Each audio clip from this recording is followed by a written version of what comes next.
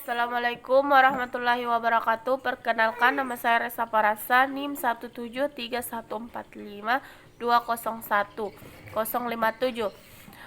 di sini saya akan menjelaskan tentang tentang rekayasa genetika dengan fermentasi. Di mana pertama saya akan membahas tentang rekayasa genetika. Pertanyaannya yaitu, apa yang dimaksud dengan rekayasa genetika?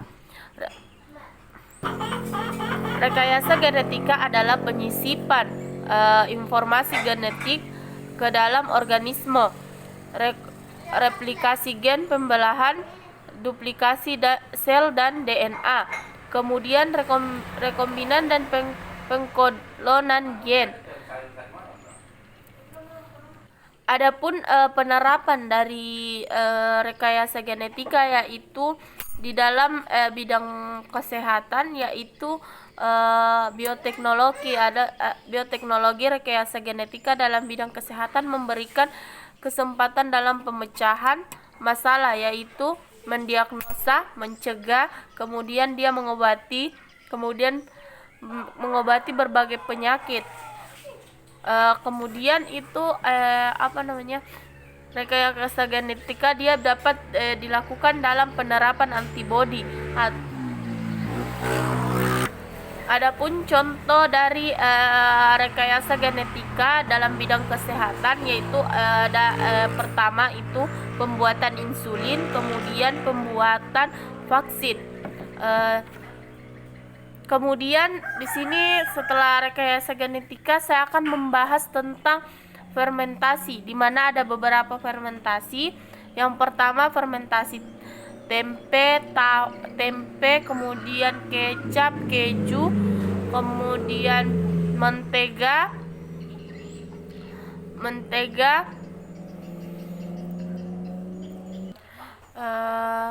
tape, kemudian latte di koko dengan kecap. Kemudian di sini saya akan menjelaskan tentang fermentasi tape, di mana cara pembuatan tape yaitu pertama itu dilakukan pencucian kepada beras ketannya. Kemudian setelah pencucian, kemudian dilakukan perebusan. Setelah dilakukan perebusan, kemudian didinginkan. Setelah agak dingin, kemudian kita taruhkan raginya. Ragi itu terdapat bakteri di dalamnya, sehingga itulah yang akan membuatnya terjadinya fermentasi. Dialah yang membantu terjadinya fermentasi. Kemudian yang kedua, setelah penambahan ragi, kemudian dia dibentuk di bulat-bulat. Setelah itu dia dimasukkan ke dalam wadah. Setelah masuk ke dalam wadah, dia didiamkan selama 2-3 hari. Setelah itu barulah dapat dikonsumsi. Kemudian fermentasi tape, di mana pembuatan tape itu yang pertama itu kita lakukan perendaman pada kacang kedelai. Setelah dilakukan perendaman pada kacang kedelai, kemudian kita lakukan perebusan. Setelah perebusan itu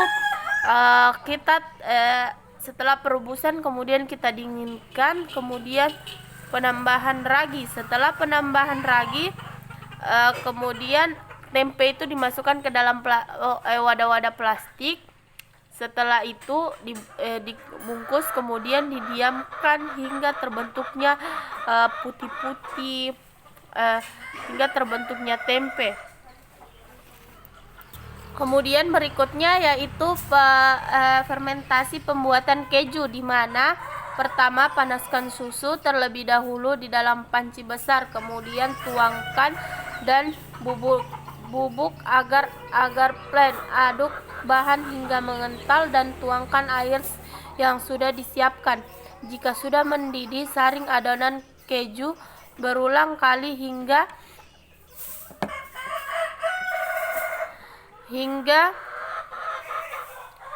mengental dan padat. Terus taruh adonan ke dalam wadah, kemudian iris tipis-tipis keju, kemudian dilakukanlah pengemasan. Kemudian pembuatan kecap, di mana pertama itu kita akan menggunakan kacang kedelai. Kemudian pertama cuci kacang kedelainya hingga bersih, lalu rendam di dalam 3 liter air selama kurang lebih 12 jam. Setelah itu masukkan kedelai ke dalam karung, lalu injak sehingga biji kedelai terbelah dua, atau dapat juga memakai mesin giling tipe cakram. Kemudian biji kedelai yang sudah terbelah ini dicuci bersih. Setelah itu direbus kedelai dalam air mendidih selama 40 menit atau 60 menit hingga lunak, lalu tiriskan dan dinginkan. Kemudian berikan ragi pada kedelai dan campur sampai merata pada permukaan kedelai. Diamkan selama kurang lebih 3-5 hari. Kemudian dilakukanlah pengemasan pada kecap.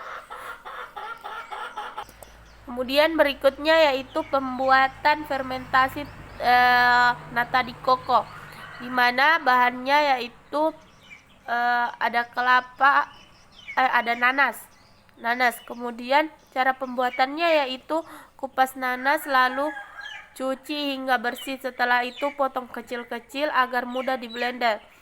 Kemudian dilakukan penghalusan. Setelah penghalusan yaitu campurkan sari nanas dengan air bersih dan gula dengan dilakukannya perbandingan.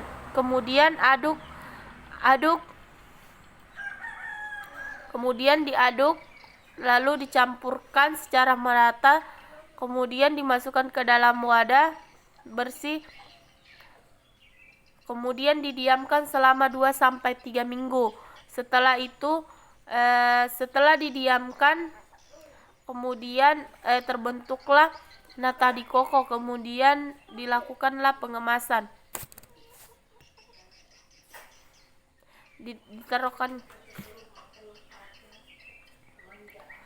Kemudian yang berikutnya yaitu fermentasi mentega, di mana pembuatan mentega itu yang pertama kita siapkan susu segar, disiapkan. Kemudian pemisahan krim dengan krim separator.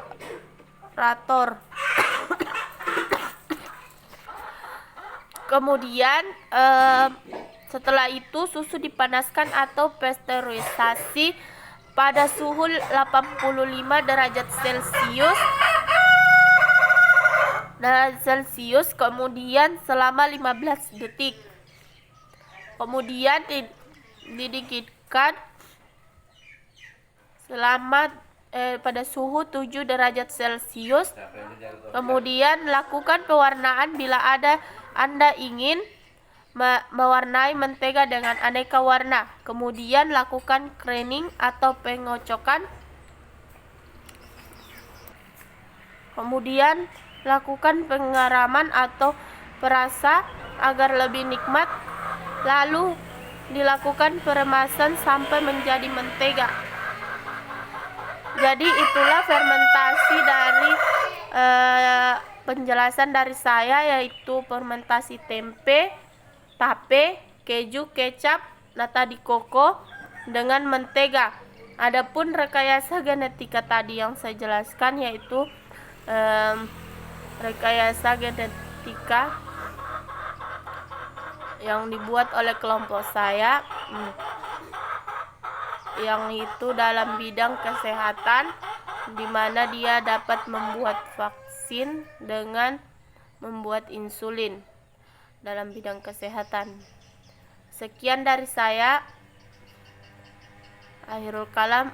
Assalamualaikum warahmatullahi wabarakatuh.